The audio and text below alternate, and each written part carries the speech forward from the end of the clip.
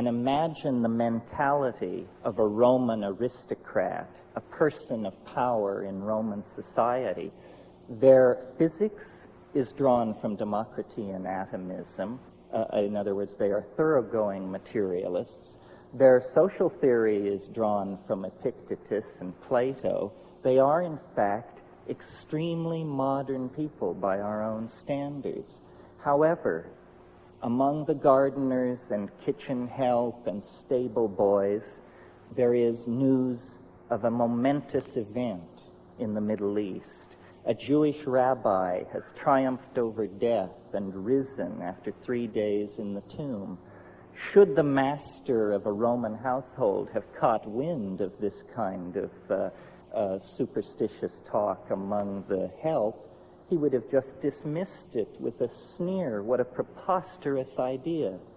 And it is a preposterous idea. Nevertheless, the fact that an idea is preposterous has never held it back from making zealous converts. And within 120 years after the Annunciation of the birth of Christianity, its missionaries were beating on the gates of Rome, attempting to convert the emperor. Now I see a similar situation in the modern context, that rationalism, scientific technology, which began and came out of the scholasticism of the Middle Ages and the quite legitimate wish to glorify God through an appreciation of His natural world, turned into a kind of demonic pact, a kind of descent into the underworld, a nekeia, if you will, leading to the present cultural and political impasse that involves massive stockpiles of atomic weapons, huge propagandized populations cut off from any knowledge of their real histories, male-dominated organizations plying their message of lethal destruction and inevitable historical advance. And into this situation comes suddenly an anomaly, something which cannot be explained.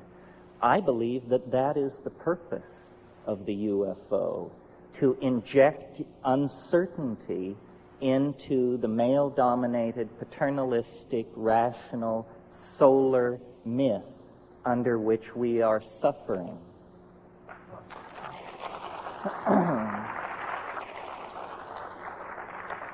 So, I suppose if you had to categorize this point of view, you would say I'm taking a depth psychological, psychoanalytic point of view. What I'm saying is that the UFO is nothing more than an assertion of herself by the goddess into history, saying to science and paternalistically governed and driven organizations, you have gone far enough.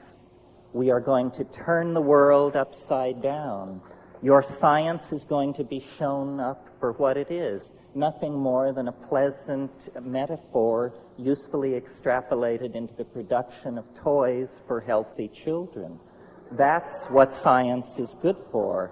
It is not some meta-theory at whose feet every point of view from astrology to acupressure to channeling need be laid to have the hand of science announce thumbs up or thumbs down.